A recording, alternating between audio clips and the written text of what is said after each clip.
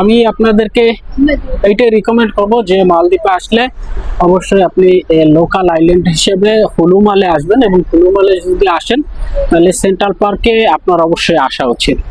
কারণ আমি রিকমেন্ড করি, মানে আমি প্রায় 7 বছর যাবত এখানে থাকি, কিন্তু এইখানের মানুষজনগুলো খুবই ভালো, তারা অনেক ফ্রেন্ডলি হয়। তো এখন আমি যাইতেছি ভিউ পয়েন্টের দিকে। হাই, আমার মতো আরেকজন ব্লগ করতেছে। Hi, how are you? I'm fine. Okay. I already record you. ওর আম্মা সম্ভবত, এই বাচ্চাটাকে আমি একটু আগেই রেকর্ড করেছিলাম, তো ওরই আম্মা হবে। এখানে যে আরো লোকালরা আছে, ওনারাও মানে অবসর সময় কাটানোর জন্য সবাই আসে। তো এই হচ্ছে আপনার পুরো সেন্ট্রাল পার্কের ভিউ, এবং আমার কাছে এই ঝাউ গাছগুলো খুব ভালো লাগে। আপনি দেখেন এই ঝাউ গাছগুলো কিন্তু খুবই সুন্দর। আর হুলুমালে বা মালদ্বীপে আপনি আসলে যদি সেন্ট্রাল পার্কে না আসেন তাহলে আমার মনে হয় আপনার মালদ্বীপ ট্রিপটাই আপনার একদম বৃথা। এইখানে আপনি আসলে পুরো একদম, আর এইটা হচ্ছে অরিজিনাল, এখান থেকে আপনি পুরো হুলুমালে সিটির বা সেন্ট্রাল পার্কের পুরো ভিউটা নিতে পারবেন।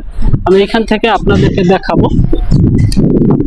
এই হচ্ছে কি আপনার পুরো একদম সেন্ট্রাল পার্কের ভিউ পয়েন্ট। আমি একটু বড় করে নিচ্ছি, সরি। এই হচ্ছে কি আপনার পুরো ভিউ পয়েন্টটা, আর এইটা হচ্ছে সেন্ট্রাল পার্কের একদম মেইন পয়েন্ট।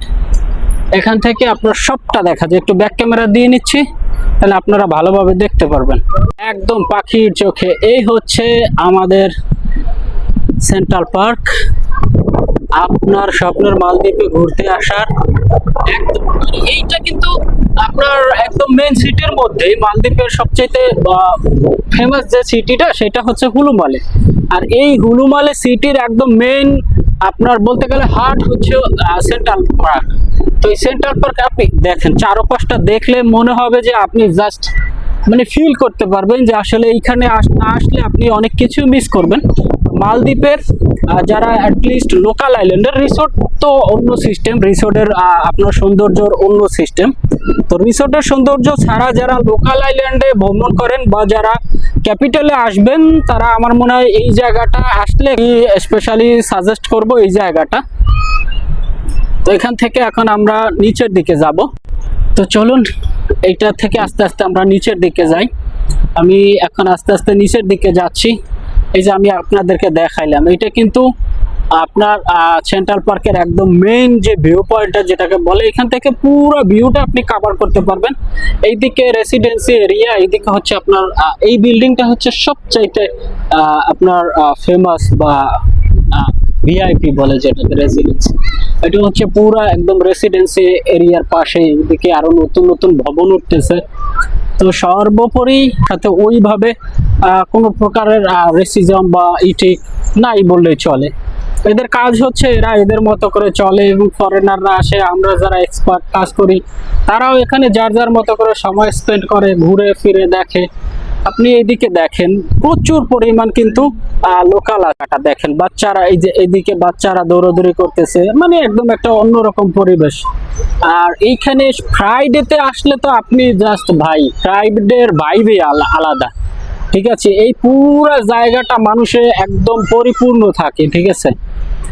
এই জায়গাটা ফ্রাইডেতে মানে একদম পুরো আমাদের বাংলাদেশ, নেপাল, তারপরে যারাই এই দেশে ফরেনার হিসেবে কাজ করে পুরো একদম ভরপুর লোকজন থাকে এখানে। আমি ফ্রাইডেতে আসলে আমার ছুটি হয় না, ফ্রাইডেতে তো আসলে আমার ছুটি নাই, তাহলে আপনাদেরকে আরো সুন্দরভাবে দেখাইতে পারতাম। যদি ফ্রাইডের ভিডিওগুলো দেখাইতে পারতাম তাহলে হয়তো বা আরো ভালো লাগতো আপনাদের কাছে। কারণ ফ্রাইডেতে এখানে মিনিমাম 4 থেকে 5 হাজার মানুষ থাকে সব সময়।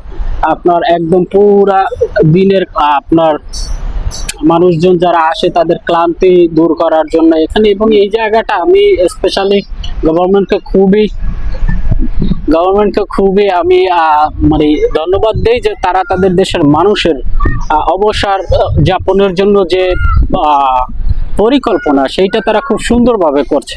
আপনি দেখেন এই জায়গাগুলো, মানে এখানে আসলে আপনার ভাইবটাই আলাদা হয়ে যাবে, ঠিক আছে। সারা সপ্তাহ ডিউটি শেষে, কাজ বাজ শেষে আপনি যখন এই জায়গাগুলোতে আসবেন, বসবেন আপনার ফ্রেন্ডস বা যাদেরকে পরিচিত জনদের সাথে, তখন অন্যরকম একটা আর কি ফিল কাজ করে।